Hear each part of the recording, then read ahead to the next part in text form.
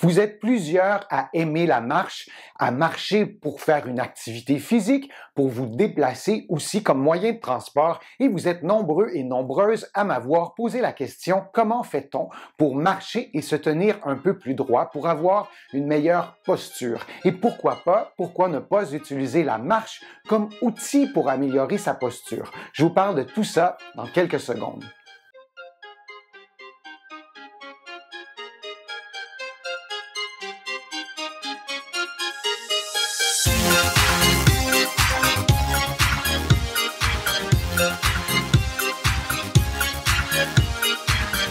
Je suis Denis Fortier. Si vous êtes nouveau ici sur ma chaîne YouTube, je vous conseille de vous abonner en cliquant sur le coin inférieur droit de l'écran. Je vous invite aussi à vous abonner gratuitement à mon infolettre en visitant mon site web, le www.denisfortier.ca. Maintenant, la marche. Comment fait-on pour se tenir plus droit? Vous avez été nombreux et nombreuses à me poser des questions. Comment fait-on pour avoir une bonne posture?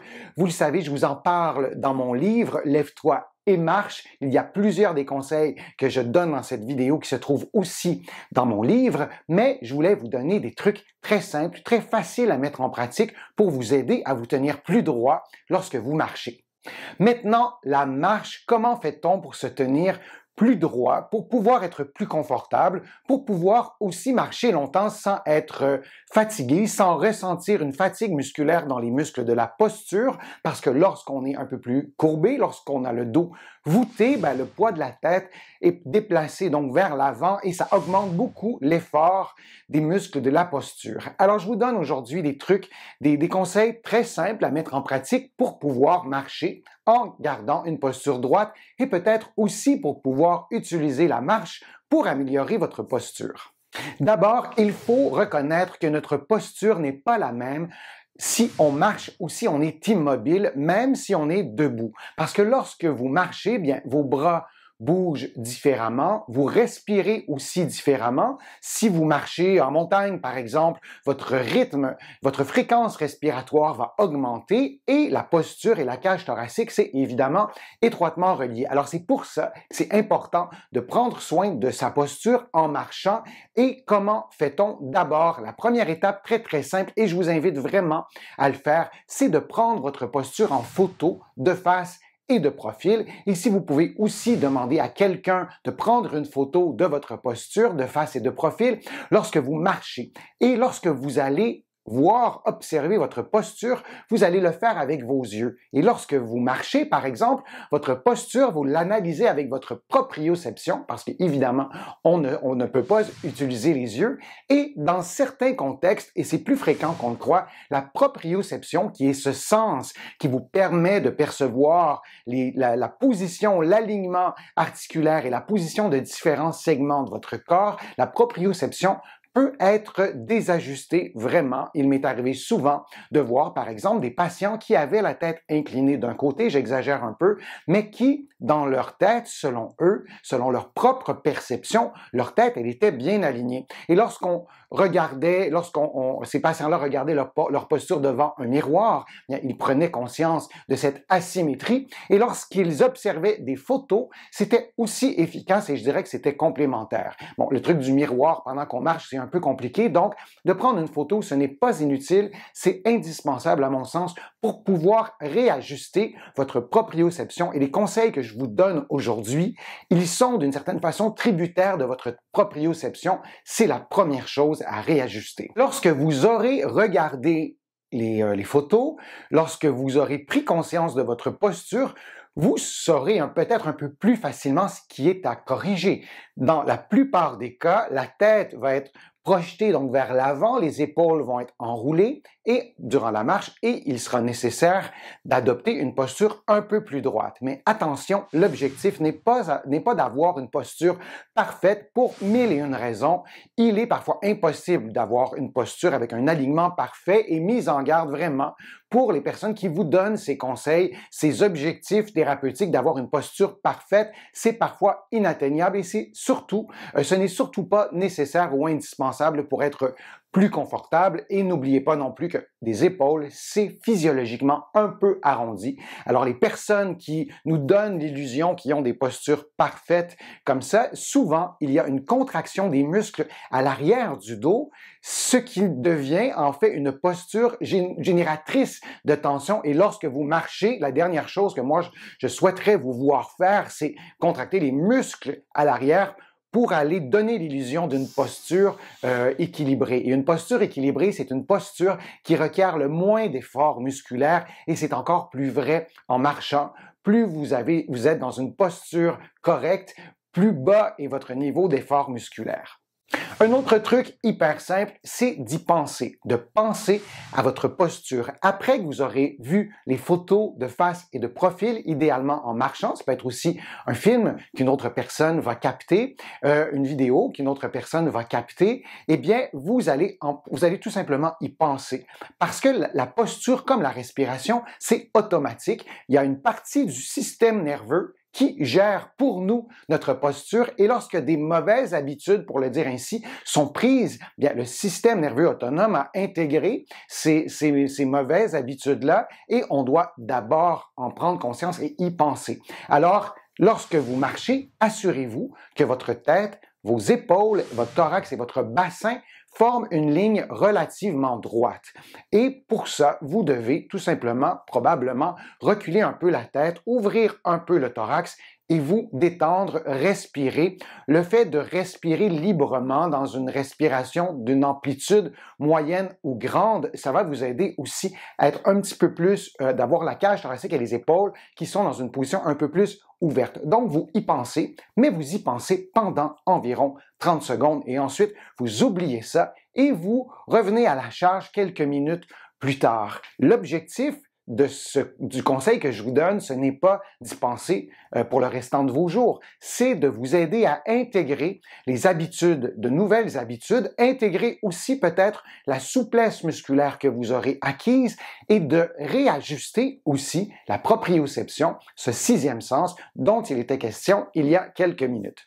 Le prochain conseil va vous aider maintenant à ouvrir de façon plus naturelle la cage thoracique et relâcher les épaules. Vous allez faire tout ça en marchant, mais moi je vous conseille de le faire avec moi maintenant sans marcher pour vraiment vous familiariser avec cet exercice-là que vous pourrez faire aussi bien sûr pendant la marche. Et lorsque vous aurez intégré, c'est très simple, vous allez voir, lorsque vous l'aurez intégré, vous pourrez vous en servir lorsque vous marchez. Alors c'est simple, vous placez vos bras derrière vous. Alors vous allez placer vos mains comme ça et vous allez tout simplement expirer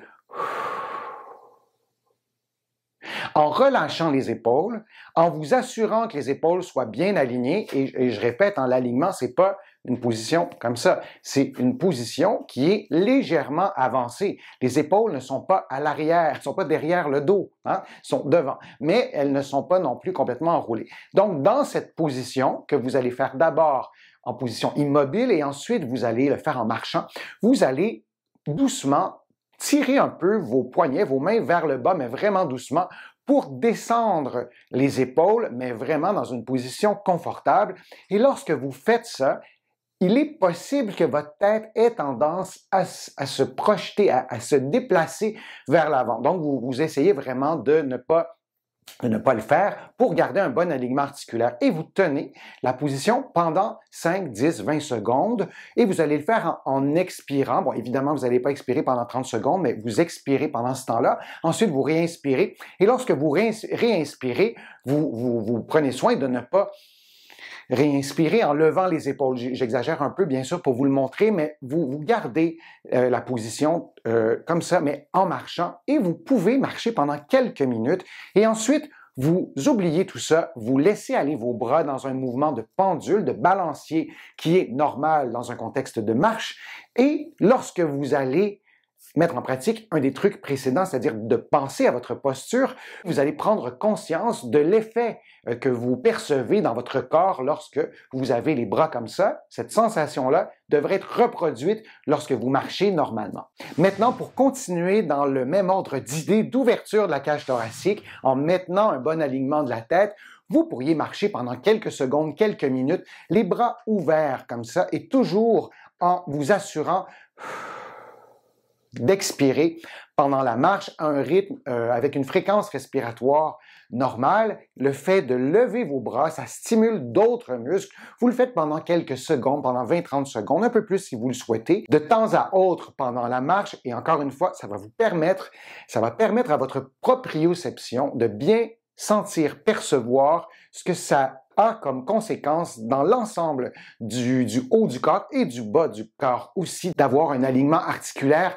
qui est souhaitable. Et une autre façon de vous aider à ouvrir la cage thoracique, à positionner adéquatement vos épaules et la tête, c'est de lever vos bras jusqu'en haut, si vous pouvez le faire, et d'expirer en vous assurant que votre tête demeure dans cet espace qui est délimité par vos bras, et vous expirez pendant 30 secondes et vous baissez vos bras. Vous pouvez tenir vos bras un peu plus longtemps, mais au moins, au minimum, la durée que je viens de reproduire en ce moment, et vous allez le faire de temps à autre pendant la marche. L'avantage aussi de ce truc-là, c'est que ça vous permet d'assouplir des muscles qui sont peut-être surutilisés si vous avez une posture plus arrondie lorsque vous marchez. Si tous les trucs que je viens de vous donner sont difficiles à mettre en pratique parce que vous sentez des tensions dans votre dos, entre vos omoplates, dans votre cage thoracique, moi je vous invite préalablement à travailler un peu sur votre posture. Allez voir mes vidéos qui vous donnent des conseils pour améliorer votre posture, mais un truc simple,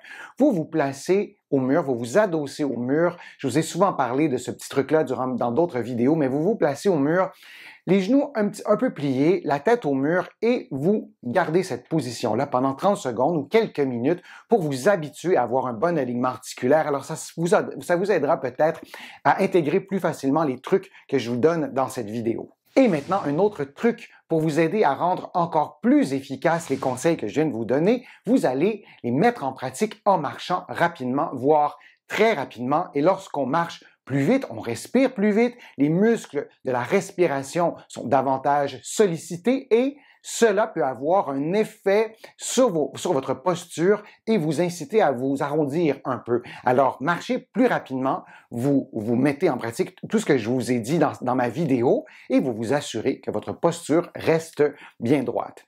Vous pouvez aussi marcher sur un terrain incliné.